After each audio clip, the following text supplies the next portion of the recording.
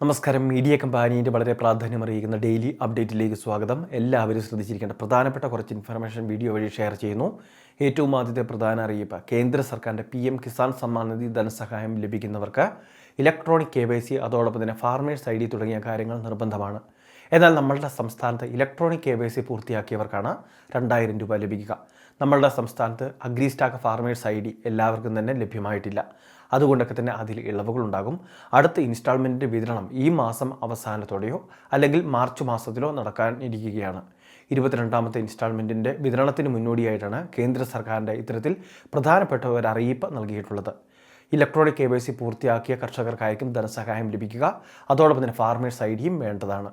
നമ്മളുടെ സംസ്ഥാനത്ത് ഇത് പൂർണ്ണമായിട്ട് നടപ്പാക്കാത്തത് കൊണ്ട് അതിൽ ഇളവുകളുണ്ടാകും. എന്നാൽ ഇലക്ട്രോണിക് KYC പൂർത്തിയാക്കിയ എല്ലാ കർഷകർക്കുമായിരിക്കും കേരളത്തിൽ ധനസഹായം എത്തിച്ചേരുക. അപ്പോൾ ഈ ധനസഹായം മുടങ്ങാതെ ലഭിക്കുന്നതിന് വേണ്ടി സ്റ്റാറ്റസൊക്കെ ഒന്ന് കൃത്യമായിട്ട് പരിശോധിക്കുക. എല്ലാ കാര്യങ്ങളും നമ്മൾ ചെയ്തിട്ടുണ്ടോ എന്ന് സ്റ്റാറ്റസ് പരിശോധിക്കുമ്പോൾ മനസ്സിലാക്കാൻ സാധിക്കുന്നതാണ്.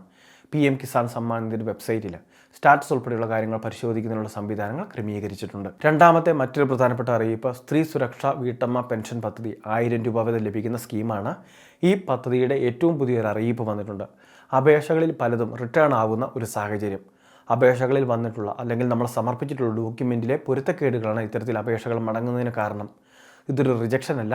നമ്മൾ വേണ്ട തിരുത്തലുകൾ വരുത്തി റീസബ്മിറ്റ് ചെയ്യുകയാണ് വേണ്ടത്. അപേക്ഷയിൽ നമ്മൾ കൊടുത്തിട്ടുള്ള വിവിധ ഡോക്യുമെൻറ്റിൽ പേരിൽ വ്യത്യസ്തതയുണ്ടെങ്കിൽ, എന്തെങ്കിലുമൊക്കെ പൊരുത്തക്കേടുകൾ ഉണ്ടെങ്കിൽ അങ്ങനെയുള്ള കാരണത്താലായിരിക്കും നമ്മളുടെ അപേക്ഷകൾ റിട്ടേൺ ആവുന്നത്. അതുകൊണ്ട് തന്നെ 1 and same സർട്ടിഫിക്കറ്റ് ഉൾപ്പെടെയുള്ള കാര്യങ്ങൾ ആവശ്യപ്പെടുന്ന സാഹചര്യത്തിൽ അത് കൃത്യമായിട്ട് അപ്ലോഡ് ചെയ്യുന്നതിന് വേണ്ടി, സമർപ്പിക്കുന്നതിന് വേണ്ടി എല്ലാവരും ശ്രദ്ധിക്കേണ്ടതാണ്. അങ്ങനെ പിശകുകൾ വന്നിട്ടുള്ളവരാണ് ഈ കാര്യങ്ങൾ സമർപ്പിക്കേണ്ടത്. സബ്മിറ്റഡ് എന്നൊക്കെയാണ് കാണിക്കുന്നത് എങ്കിൽ ഇപ്പോൾ പ്രോസസ്സിങ്ങിലായിരിക്കും. അതിനുശേഷം അതിൻ്റെ അറിയിപ്പുകൾ ഒരുപക്ഷെ നമ്മളുടെ ഫോണിലേക്ക് എത്തിച്ചേരാം, അല്ലെങ്കിൽ സ്റ്റാറ്റസ് പരിശോധിച്ച് തന്നെ മനസ്സിലാക്കേണ്ടതുണ്ട്. അപ്പോൾ നമ്മൾ അപേക്ഷ വെച്ച സ്ഥാപനവുമൊക്കെ ആയിട്ട് ബന്ധപ്പെട്ട് കഴിഞ്ഞാൽ ആ രീതിയിൽ കൃത്യമായിട്ട് അവർ നമുക്ക് വേണ്ട മാർഗ്ഗനിർദ്ദേശങ്ങൾ നൽകുന്നതാണ്. എന്തെങ്കിലുമൊക്കെ തിരുത്തലുകൾ ആവശ്യമാണെങ്കിൽ ആ കാര്യങ്ങൾ അറിയിക്കുന്നതുമായിരിക്കും. മൂന്നാമത്തെ മറ്റൊരു പ്രധാനപ്പെട്ട അറിയിപ്പ്: യുവജനങ്ങൾക്കായിട്ടുള്ള സ്കോളർഷിപ്പ് പദ്ധതിയുടെ അടുത്ത ഘട്ട വേരിഫിക്കേഷനുകൾ നടന്നുകൊണ്ടിരിക്കുകയാണ്. മുൻപ് അപ്രൂവൽ ലഭിക്കാത്തവർക്ക് ഇപ്പോൾ അപ്രൂവൽ ലഭിച്ചുകൊണ്ടിരിക്കുകയാണ്. അവർക്ക് ഈ ഒരു ഫെബ്രുവരി മാസം മുതലുള്ള ധനസഹായത്തിന് അർഹതയുണ്ടായിരിക്കും. 5 ലക്ഷം പേർക്കാണ് സ്കോളർഷിപ്പ് ആനുകൂല്യം നൽകുന്നത്. ഇതിൽ തന്നെ ആദ്യഘട്ടത്തിൽ 10,000 പേരെ ഉൾപ്പെടുത്തിയാണ് ആദ്യഘട്ട സെലക്ഷൻ ലിസ്റ്റ് ഉൾപ്പെടെ പ്രസിദ്ധീകരിക്കുകയും അക്കൗണ്ടിലേക്ക് തുക ട്രാൻസ്ഫർ ചെയ്യുകയും ചെയ്തിട്ടുള്ളത്. എന്നാൽ അതിനുശേഷമുള്ള പുതുക്കിയ ലിസ്റ്റുകൾ വന്നിട്ടുണ്ട്. ഇപ്പോൾ നമ്മൾ സ്റ്റാറ്റസ് ഒന്ന് പരിശോധിക്കുക. മുൻപ് അപ്രൂവ് ആകാത്തവർക്ക് ഇപ്പോൾ അപ്രൂവ് ആയതൊക്കെ ആയിട്ട് കാണാൻ സാധിക്കുന്നതായിരിക്കും. അപ്രൂവ് ആയവർക്ക് അടുത്ത ഘട്ടം, അതായത് ഈ ഫെബ്രുവരി മാസം മുതലുള്ള വിതരണത്തിൽ അർഹതയുണ്ടായിരിക്കും. ഫെബ്രുവരി മാസം മുതൽ തുടർന്ന് അങ്ങോട്ട് 12 മാസത്തേക്കായിരിക്കും അങ്ങനെയുള്ളവർക്ക് സ്കോളർഷിപ്പ് ലഭിക്കുക.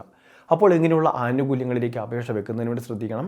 ഏതെങ്കിലും മത്സര പരീക്ഷകൾക്ക് തയ്യാറെടുക്കുന്ന തൊഴിൽ രഹിതരായിട്ടുള്ളവർ, അതോടൊപ്പം തന്നെ സ്കിൽ കോഴ്സുകളൊക്കെ ചെയ്യുന്നവർ, അപ്പോൾ അങ്ങനെയുള്ളവർക്കായിരിക്കും കണക്ട് ടു വർക്ക് സ്കോളർഷിപ്പിലേക്ക് അപേക്ഷ വെക്കാൻ സാധിക്കുന്നത്. ഇവിടെ റേഷൻ കാർഡ് വ്യത്യാസമില്ലാതെ വാർഷിക വരുമാനം 5 ലക്ഷം രൂപയിൽ താഴെയുള്ള എല്ലാവർക്കും അപേക്ഷകൾ വെക്കുന്നതിന് വേണ്ടി സാധിക്കുന്നതായിരിക്കും. പ്രായപരിധിയുണ്ട് 18 വയസ്സ് മുതൽ 30 വയസ്സ് വരെ. വളരെ പ്രധാനപ്പെട്ട കുറച്ച് ഇൻഫർമേഷനാണ് ഷെയർ ചെയ്തത്. ഇതുപോലെ വിവിധ അറിയിപ്പുകൾക്ക് ചാനൽ സബ്സ്ക്രൈബ് ചെയ്യുക, ഫോളോ ചെയ്യുക.